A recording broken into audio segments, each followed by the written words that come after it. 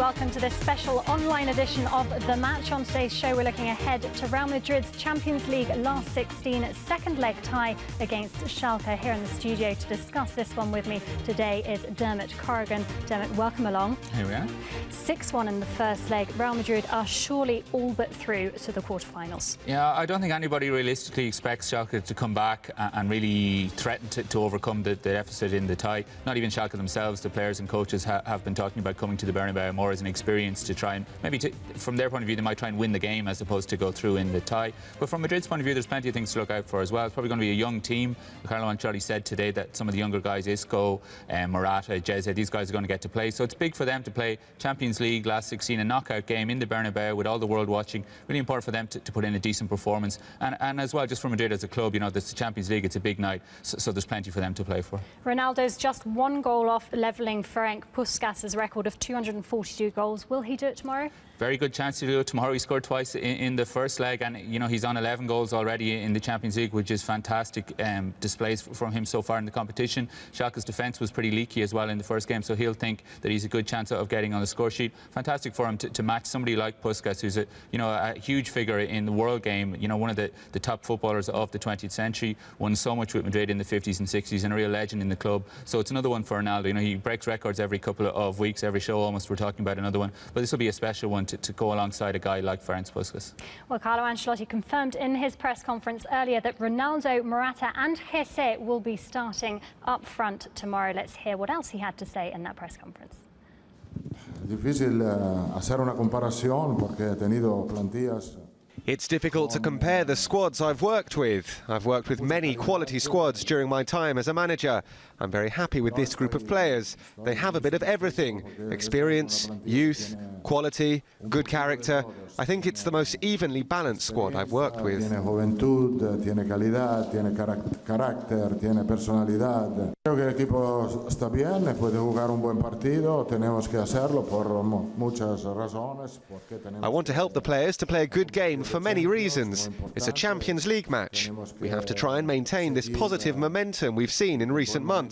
And the best way to prepare for Sunday's game would be to get a good result to help with all-round confidence. Creo que es la mejor manera de preparar el partido de domingo. Jugar un buen partido que puede dar a nosotros más confianza.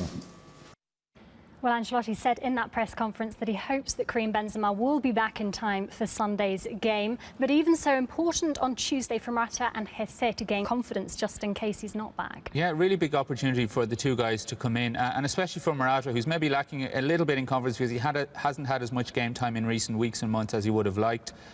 That's the great thing about the 6-1 scoreline, is that you can, you know, give Benzema a chance to recover for the few days. Maybe if it had been 1-0 or 1-1 and the tie was really in the balance, Benzema might have forced himself to play. Then he mightn't have been at 100% for the Clásico coming up at the weekend, which is such a huge game and that everybody has circled in the calendar. So to be in this position is great. Benzema can go behind the scenes, can take a little bit of time off, recover and get back in. And while he's away, Morata and Jeze and these guys can put a little bit of pressure on, can show Ancelotti what they have to do. So if they are needed at the weekend, whether it's to start or whether it's 10 minutes off the bench or 20 minutes off the bench, they'll be ready and primed to go ahead into the Clásico. Well, we know Casillas will be in goal. Morata, Ronaldo and Jeze are starting. If you could talk us through the rest of your starting 11, please, Dermot. Yeah, good chance Nacho is going to come in at right back because with Alvaro Arbeloa, who's injured at the moment, he's not available. So this gives Carvajal a little bit of a rest ahead of Saturday. And Nacho has been training at right back, and as Ancelotti has said, and has been impressing there on the training ground in recent weeks. Ramos got a rest at the weekend because he's suspended against Malaga. He can come in and partner Varane, who's playing really, really well at the moment. He looks back to full fitness. Coentrão is another guy who hasn't played as much as he might have liked recently because Marcelo's been doing so well, but he's a chance to come in at left back and impress. Modric's going to be the leader in the midfield, it looks like, alongside the younger guys Isco and Ieramendi, but Modric has showed over the last 6 months that he's well up to that. He's going to thrive with that extra responsibility.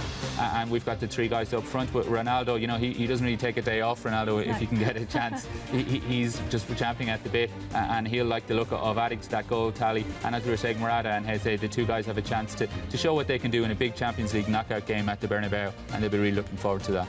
If you were Jens Keller, how would you approach the game? It's a really difficult one to know because they're kind of in a no-win situation. You know, they're doing pretty well in the Bundesliga. They've pulled themselves up into third place. So their real primary target is to get back into competition next year. They're not thinking that it's going to be possible. At least from their point of view, they haven't come out with bravado statements going, we're going to go there and we're going to win 7-0. That's not what they're thinking about. They're going to think to put in a decent performance. I think Keller at his press conference today, he pointed out, not saying in so many words, that they were a little bit naive in the first leg. They're a young team and they tried to attack Madrid a little bit too much, committed too many men forward, and against Bale, Benzema and Cristiano, you just can't afford to do that. They were picked off. Their heads went down a little bit in the game. So they'll hope to keep it tighter than in the first leg, put in a decent performance, because they have a lot of travelling fans who've come with them, which is really impressive to see. That the guys were at training today shouting on for their team, the German fans. So there they are, speaking which. Here we go. So, from their point of view, again, as we're saying, they're not thinking that we're going to win 5-0, but they're hoping to put in a decent performance, get a decent result, a dignified result for them, and they can go back then, hopefully from their point of view, without any injuries or without any more disasters,